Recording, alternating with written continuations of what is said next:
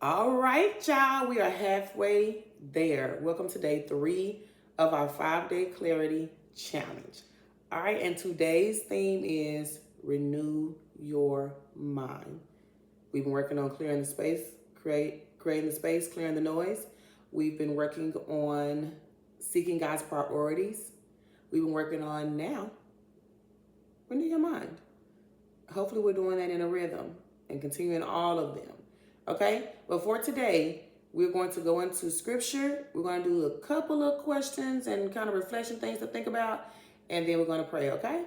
All right. So, God, thank you for this day. I thank you for the opportunities that we have today. I thank you for being a God who is always with us. You are always seeking us.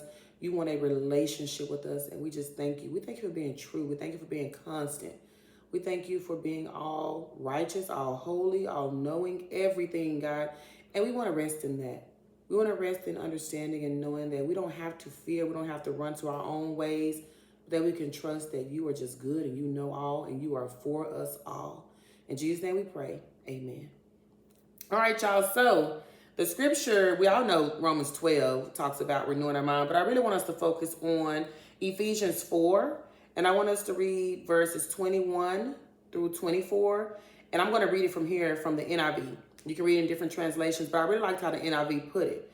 So, when you heard about Christ and were taught in him in accordance with the truth that is in Jesus, you were taught with regard to your former way of life to put off your old self, which is being corrupted by its deceitful desires, to be made new in the attitude of your minds, and to put on the new self, created to be like God in true righteousness and holiness.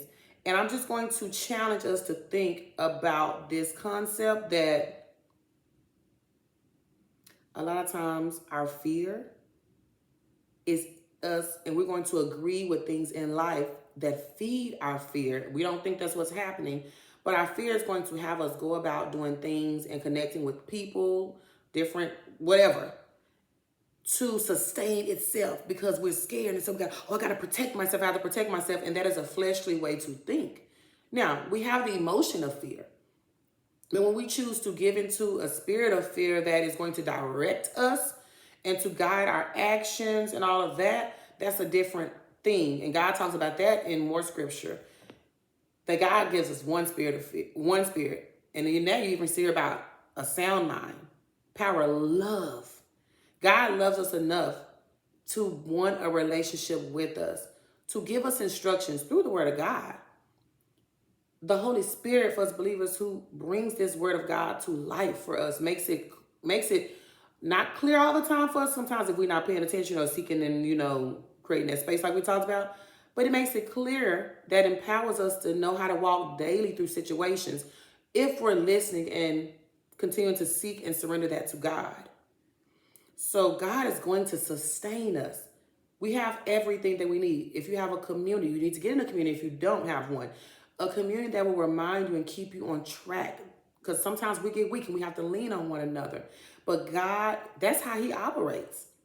He has put us in spaces that we just may not have fully leaned into, but he has created those spaces that will sustain us under the will of him, under his glory.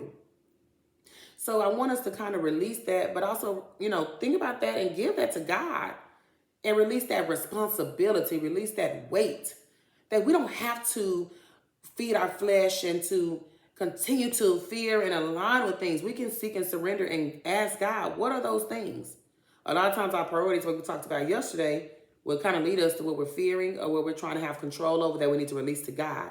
But I really want us to get the understanding that we don't have to live in the entanglement. We don't have to live in the struggle of our old way of thinking. We're going to have that back and forth, but we don't have to lean into that. We can surrender that to God.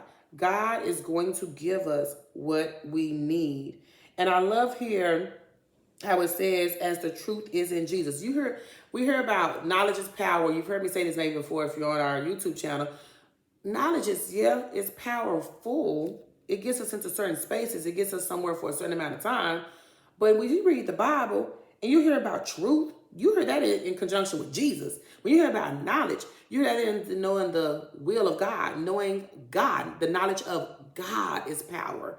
So in order for us to understand that, we have to understand what truth is. That's real truth. Things in this world will get us to a certain point. Like I say, even fearing and the things that we align ourselves with and agree with will only get us to a certain space for a certain amount of time. But we got to understand, to renew our mind, we got to stand on truth. We cannot keep rehearsing the fears, rehearsing the traumas. There's so much in the Word of God that we will see that will release us as we go further in this journey at another time. But I do want to leave us with some reflection questions today. Okay? Because many of us, what we be doing, I'm just going to put us out there because I do it too. We like the nice things. We want to get more planners. We want to get more, okay, I need to just organize myself this way. No. Maybe later. But many of us, we just out here buying things and getting planners and, okay, this one to do that. No. Sometimes we just need to renew our mind. We just need to renew our thinking, surrender our thinking to God. Taking steps back from what we did yesterday. Asking, okay, what is important today? Remember, not filling up our spaces. Because even those good things can be distractions. But making sure that we're seeking the thing that God wants us to seek. And we got to remove stuff, release stuff in order to receive that wisdom, receive that truth, that guide. Okay? So, I want us to focus on replacing that fear, okay, y'all, with truth. I'm also, hopefully you downloaded it because you should see some scriptures. I want to continue to be putting things on the different pages that we're on, YouTube, Facebook, Instagram, all those things. So get that truth. We're going to keep contending in truth. Okay? All right, y'all. Here's the reflection questions for today. Number 1, what lie have I believed? Remember what I said a minute ago. If we kind of look at what we're doing and the things that we are watching, the things that we are, just agreeing with. When I say agreeing, I mean like there's things that you are talking with people about, things that we are engaging in any kind of way. That could be personally or interpersonally. But that's us agreeing with things. That's what we give our time to. We have aligned and agreed with that stuff. Because we're giving our time. We're investing in it. And so I want us to kind of ask that question, what lie have I believed? Again, y'all go hear me keep talking about my struggles right now. I believe, oh, man, I'm in this struggle. Man, the same thing I'm trying to help people through, I'm going through it now. I've had other friends tell me that exact same thing. And me, because God has got a community when you say, oh, wait, but I see this gifting in you, and you struggle with, girl, God he's sifting you through that. He is strengthening and making sure that he is coming forth in this struggle that he giving you because you have been called to do that. I can see it in your life. That's the power of community. I almost dropped my Bible trying to say that. But I'm having to learn to stand on that truth myself and stop believing the lie of, oh, man, look at you trying to help people.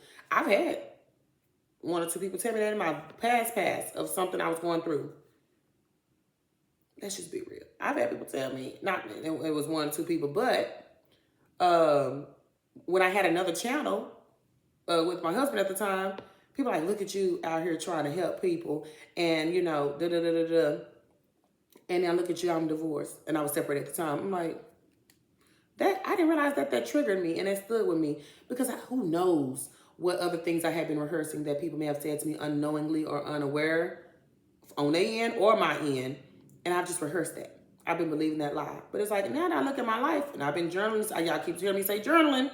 I've been writing down because you get to go back and reflect on the real tracings, the good and the bad, because I guarantee you God gonna show you himself through that. And the very same thing I've been noticing, oh, God been carrying me through this same space. Does it look different in the different trials? But he keep developing this situation in me. He keep developing who I am. I've had to have community and people walk alongside me to continue to call that out. And even in that, I've been more careful of who I continue to walk in community with.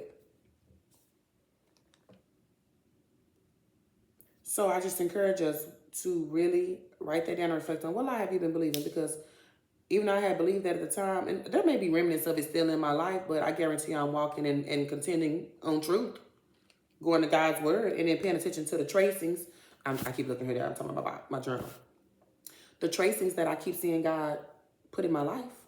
And that's even through bad characteristic traits that I have. That's even the bad situations that I have. That's even through the good stuff, the strengths, the skills that people have called out. All of the above.